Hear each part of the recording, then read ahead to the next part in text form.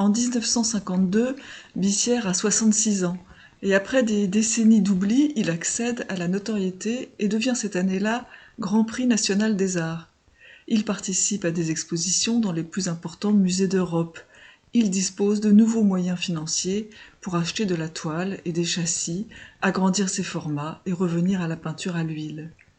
Équinoxe d'hiver, peint en 1957, est emblématique de la nouvelle orientation de sa peinture, tant dans sa construction et sa couleur qu'à travers sa thématique.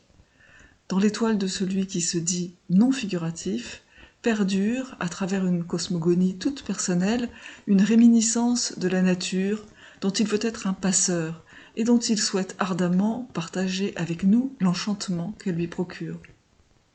La construction de la toile se singularise par une verticalité qui s'impose, comme une poussée végétale, évocatrice d'une juxtaposition de troncs d'arbres, elle s'ouvre sur une échappée dans laquelle Bissière installe un cercle de couleurs, le soleil. La maîtrise des transparences, la saveur des couleurs et l'harmonie de leurs combinaisons révèlent la maîtrise de l'huile et de ses sortilèges, propres à l'artiste.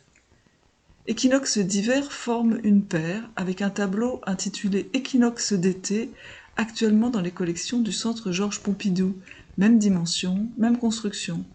Pour ce dernier, Bissière inscrit un croissant de lune de couleur noire dans la partie supérieure de la composition. Équinoxe d'hiver fait partie de la sélection d'œuvres de Bissière choisie par Jacques Lassaigne pour représenter la France à la 32e Biennale de Venise de 1964, au cours de laquelle, pour la première fois, un artiste qui refusait de concourir se voit décerner un prix d'honneur pour l'ensemble de son œuvre.